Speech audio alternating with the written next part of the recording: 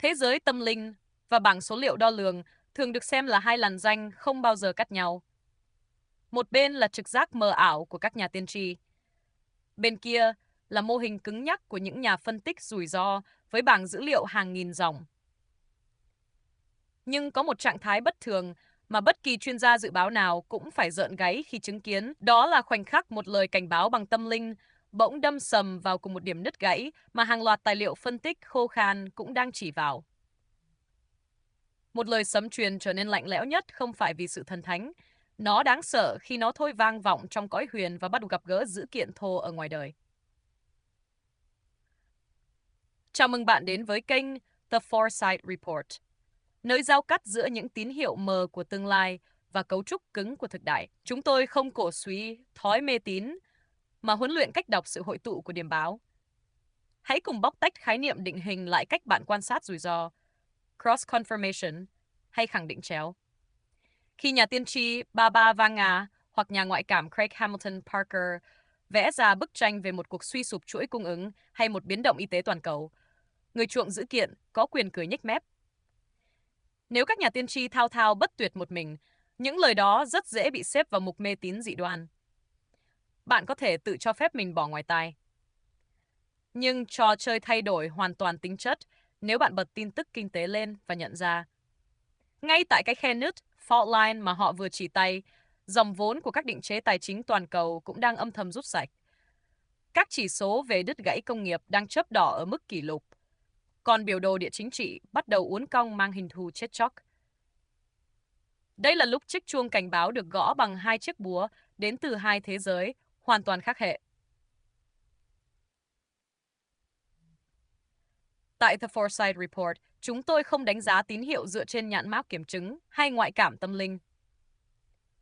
Điều duy nhất khiến một hồ sơ được đưa lên bàn phân tích là sự trụm đầu của nhiều hệ thống dự báo. Trực giác của các seer thực chất là một dạng siêu nhạy cảm. Họ không chờ máy móc phải thu thập đủ dữ liệu. Bằng cách nào đó, họ cảm nhận sự nứt gãy ngay từ khi nó mới là rung động ngầm. Đổi lại, dữ liệu khô khan thì chậm chạp hơn, nhưng nó mang tới sát thương chết chóc và độ rắn chắc vô phương cãi lại. Khi trực giác và cấu trúc số liệu gặp nhau tại một điểm, đó tuyệt đối không còn là xác suất đoán mò. Đó là tiếng đếm ngược của một mẫu hình rủi ro, risk pattern. Nhưng lợi ích của lối tư duy hội tụ này là gì đối với con người bình thường? Nó giúp bạn vứt bỏ định kiến để sinh tồn sắc bén hơn số đông. Đừng dễ dãi đặt toàn bộ mạng sống của mình dưới gót chân nhà tiên tri nào đó.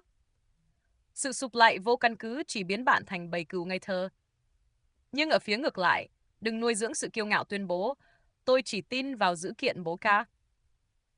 Trong thời đại mà biểu đồ tài chính cũng có thể bị vẽ lại bởi những thế lực thao túng, việc luôn yêu cầu dữ kiện hoàn mỹ là một dạng tự sát. Thảm kịch không gõ cửa cẩn thận đợi khi biểu đồ đã rực rỡ cảnh báo đỏ. Nó giáng xuống ngay lúc mờ mịt nhất, khi đám đông vẫn ngạo mạn khoanh tay đòi hỏi một bằng chứng khoa học tuyệt đối. Nếu đợi mòn mỏi tới khi con số đo lường chứng minh xong xuôi sự sụp đổ, thì sinh mệnh và nền tảng dòng tiền của bạn đã bị chôn cứng. Khẳng định chéo không tìm sự hoàn hảo, nó tìm đủ xác suất để bạn nhấn nút thoát hiểm trước khi cửa hầm sập xuống hoàn toàn. Nếu bạn biết đặt hai luồng tín hiệu song song cạnh nhau, tạo ra thói quen đối chiếu cross confirmation, bạn sẽ luôn nhìn thấy điểm gãy đổ trước khi dòng tích đỏ khổng lồ kịp hiện lên trang báo. Khi điểm báo trừu tượng bắt tay với chỉ số kinh tế sụp cứng, đó là cú nháy mắt cuối cùng của hệ thống. Lúc này, sự hoài nghi ngạo mạn của đám đông cần phải lùi lại, nhường chỗ cho một hàng rào phòng ngự thấu đáo mà bạn đã kịp lên nòng.